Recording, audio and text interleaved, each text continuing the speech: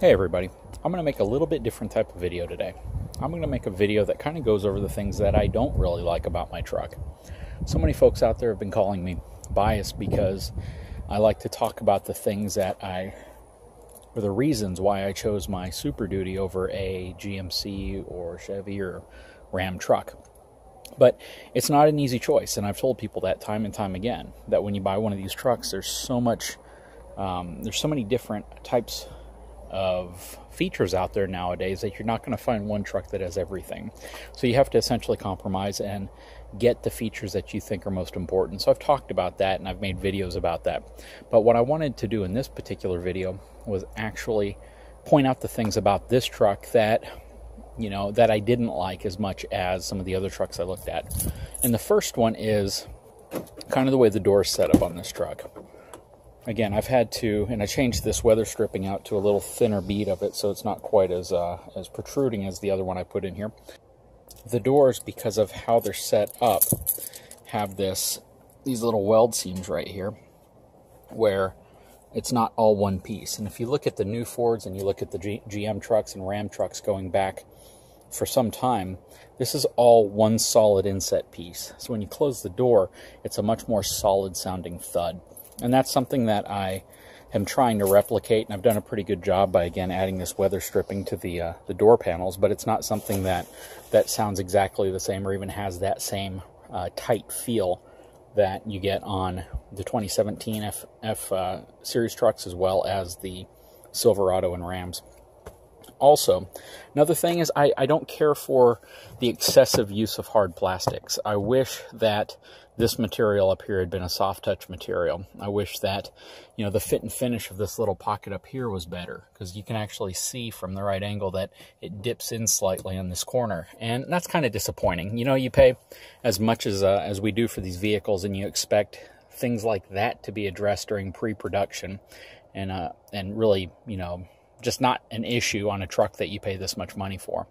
Also, another thing that I really don't care for is how the sunroof is set up. And I had to put a piece of weather stripping right here to allow this to actually sit flush so you don't see a light leak through this area right here.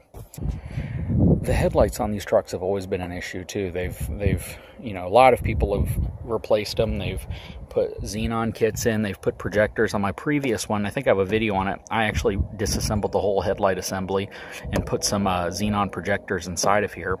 And, that helped significantly. But for the size of headlights that are on these trucks, you just wouldn't expect that to be an issue. You just expect that the headlights would be extremely bright and would cover the surface of the road very well. And I know I just made a video on it, but, at this price point, you should get a slow opening tailgate just included. The fact is that I had to add this little DZ kit. It's about a $30 kit, $20 kit, and just to have the tailgate open slowly. Toyota's been doing that for a long time. Ford just introduced that on the new Super Duty, and that's just a feature all these trucks should have. I mean, if you're going to pay, again, as much as we pay for these things, that should just be a standard feature. Also, Ram has been using LED taillights for some time in their truck, and that's something that Ford should have been doing for a long time as well. So when I looked at the Ram trucks, I was just disappointed that I wasn't going to get those features. I wasn't going to get LED taillights just automatically included in my truck. So something else I think could be nicer is, like, you see little things like this, little cigarette lighter plugs. You can kind of see the whole thing moving. On my last truck, this part actually broke off, and you look on the newer trucks, it's a more robust cap. Actually, the caps they use at the front of the truck are far better in quality than what they use back here. It kind of seems like the back of these trucks seem to be kind of a second thought. They don't put a heck of a lot of time or effort into making them real high quality and really good for passengers. Even the air conditioning vents are pretty small. I mean, the opening of the air conditioning vent's about 2 inches. It's nice that there are air conditioning vents back here because a lot of trucks don't have them.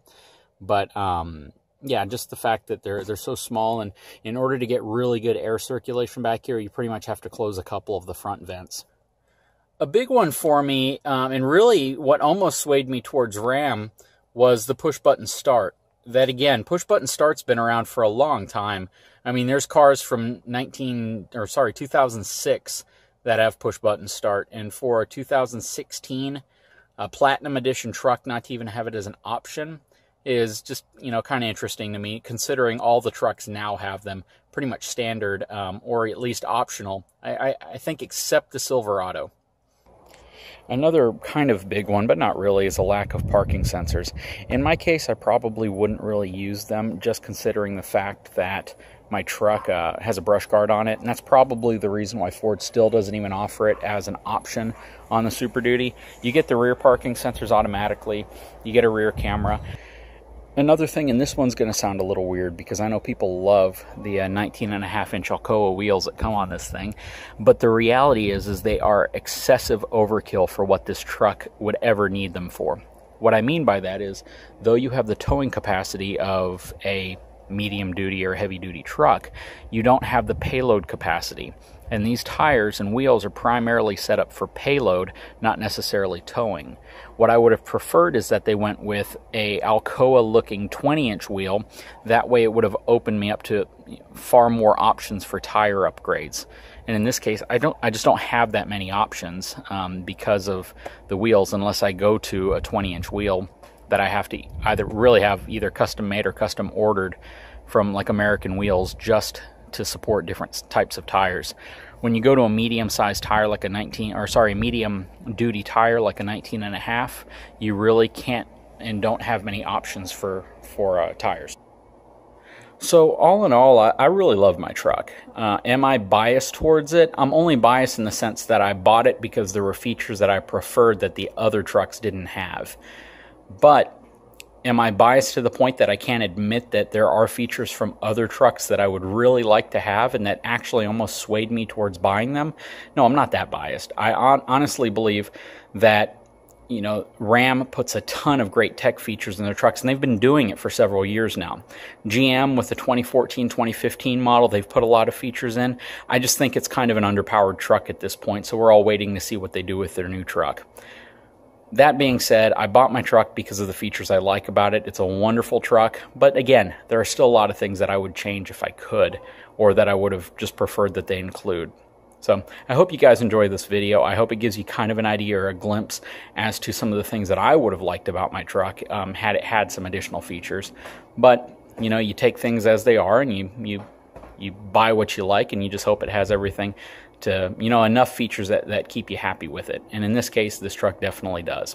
Thanks, everyone. I hope you liked the video. Please like and subscribe.